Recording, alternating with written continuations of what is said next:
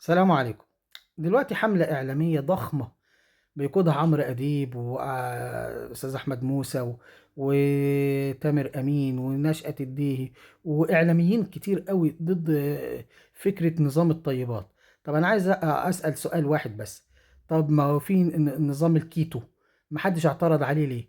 أطباء التغذية في مصر وفي العالم كله، كل طبيب عنده النظام التغذية بتاعه اللي بيديه لمريضه. أنا ما شفتش اختلاف حصل على نظام تغذية زي اللي حصل على اختلاف التغذية بتاع الدكتور ضياء العوض. ده نظام رجيم، نظام تخسيس. والله يعني نظام كويس للتخسيس. بس بقى الناس لاحظت حاجة لما جم يعملوه، بدأوا يخفوا من أمراض كتيرة في المعدة، يعني أمراض القولون والمعدة. دي موضوع مهم لازم يتناقش. يعني النظام لما جاب فايدة، لازم نتكلم عن الفايدة اللي حصلت، مش نحارب الراجل علشان هو كان مدخن وتمسكوها عليه زلة ان هو بيقول بيدعو للتدخين. لو ما دعاش حد للتدخين يا جماعة، يعني ان نقول كلام نتقي الله فيه، مش عشان نشوه صورته نمسك عليه حاجتين ثلاثة نزله بيهم بعد ما توفى. يعني الراجل في رحمة ربنا وانتوا عمالين تزلوا فيه انه ايه، دعا للسجاير ودعا للناس انها تبطل ادوية. ما دعاش حد يبطل ادوية خالص. ده هو كان بيكتب حتى ادوية، وكان بيقلل الدواء واحدة واحدة تدريجي، وبيشوف وبيتابع مع المريض بتاعه. اما في بعض المرضى اللي سمعوا الفيديوهات وطبقوا من دماغهم ووقفوا دواهم، هم مسؤولين عن حياتهم، مش هو اللي غلطان. هم مسؤولين عن حياتهم. اللي يوقف دواء مسؤول عن حياته. في اطباء محترمين في مصر وفي دكاتره شاطرين جدا في مصر، تابعوا معاهم يا جماعه وقولوا له انا هعمل نظام رجيم اسمه الطيبات. انا عايز امشي فيها دكتور، راي حضرتك ايه؟ يناسب ظروفي الصحيه ولا لا؟ طب ايه اللي اخده من العلاج؟ طب بعد فتره اعمل تحليلات ونشوف كده يمكن توقف لي شويه من العلاجات. تابعوا مع الدكاتره يا جماعه، احنا في مصر احسن دكاتره في العالم، احسن دكاتره في العالم.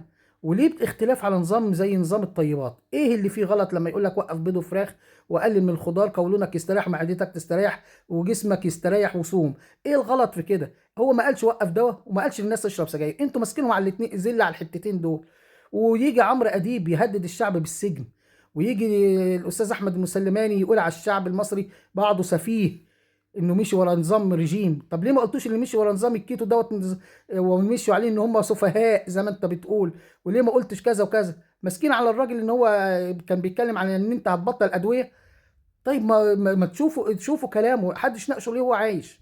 دي حاجه. الحاجه التانيه، الراجل دلوقتي في ذمه الله، ما يعني ترحموا عليه. واذا كان ناس خفت وطلعت عملت فيديوهات وقالت انها ربنا شفاها وعافاها، فده حاجه كويسه مش حاجه وحشه. الناس فرحانه وعايزه تبين فرحها. ليه نكتم الشعب؟ وليه نهدد الشعب بالسجن؟ وليه نقول عليه سفيه؟ وليه نقول عليه مغيب؟ انتوا مش ملاحظين ان اغلب الشعب طبق النظام ده؟ اغلب الشعب. يعني انتوا كده بتشتموا وتعتبر الشعب المصري كله؟ مش انا شيء، انا جربته، والدتي جربته، اهلي اخويا ومراته وعياله. الناس شايفه ان ده احسن لهم. الناس شايفه ان ده احسن لهم. من حيث يعني انا عامل نظام ريجيم بقى عشان انزل في الوزن، لان مش عارف انزل في الوزن، لان انا على كرسي متحرك مش عارف انزل في الوزن خالص. مستحيل. انا وزني يجي من فوق ال 130 كيلو، 140 كيلو.